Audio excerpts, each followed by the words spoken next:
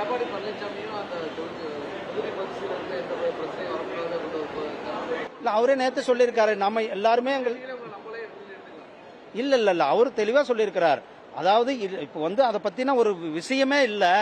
அப்படி இருக்கும் பொழுது இவர் ஏன் திரு ஸ்டாலின் அவர்கள் மக்களை திசை திருப்புகிறார் என்றுதான் அவர் கேள்வி கேட்டிருக்கிறார். ஆக பொதுமக்களை திசை திருப்புகின்ற பணியை தான் ஸ்டாலின் செய்து கொண்டிருக்கிறார் என்பதை நம்மளுடைய மரியாதைக்குரிய அண்ணன் எடப்பாடி அவர்கள் சொல்லியிருக்கிறார்.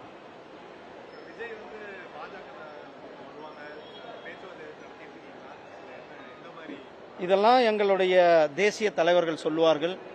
ஆனால் இன்றைக்கு தமிழகத்தில் இந்த அரக்கர்கள், திமுகனுடைய அரக்கர்கள் ஒரு மிக கொடுங்கோலனுடைய ஆட்சி நடந்து கொண்டிருக்கிறது.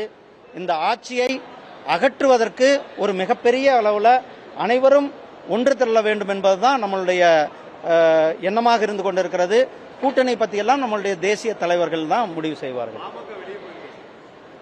ஆனால் நான் தான் சொல்றேன், எல்லாருமே எங்களுடைய கூட்டணியை பொறுத்தளவுக்கு எங்களுடைய தேசிய தலைமை அவர்கள் என்ன முடிவு சொல்லுகிறார்களோ அதை நாங்கள் நிறைவேற்றுவோம். நன்றி.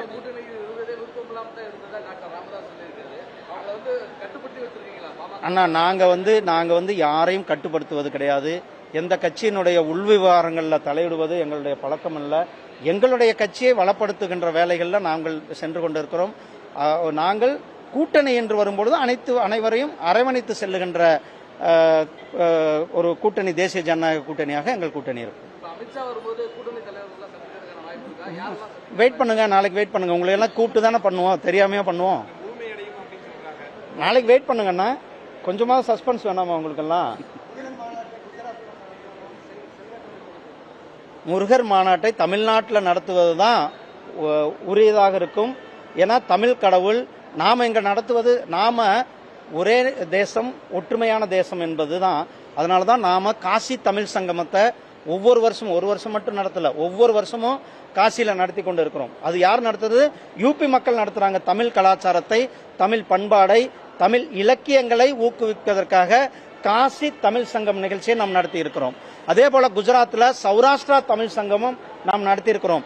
தேவைப்பட்டா நாம உலகத்துல எங்க வேணாலும் நடத்தலாம். முருக பக்தர்கள் மாநாடு இப்போதைக்கு நாம நடத்துவதற்கு இங்க முடிவு பண்ணியிருக்கிறோம். இது நாம எங்க வேணாலும் கூட நடத்துவது நாம, ஏன்னா முருகர் கடவுள் என்பது அனைவருக்குமான கடவுள், தமிழ் கடவுள், உலகத்திற்கான கடவுள். அந்த கடவுளினுடைய மாநாடுகளை, அந்த பக்தி மாநாடுகளை எங்க வேணாலும் நடத்தலாம். நாங்கெல்லாம் RSS தொண்டர்கள் என்பதில் ஒரு பெருமிதம் கொள்கிறோம். இதுல யாரோ ஒருத்தர் சங்கின்னு சொல்றது, இதையெல்லாம் பத்தியெல்லாம் நாங்கள் கவலைப்பட போறதில்லை.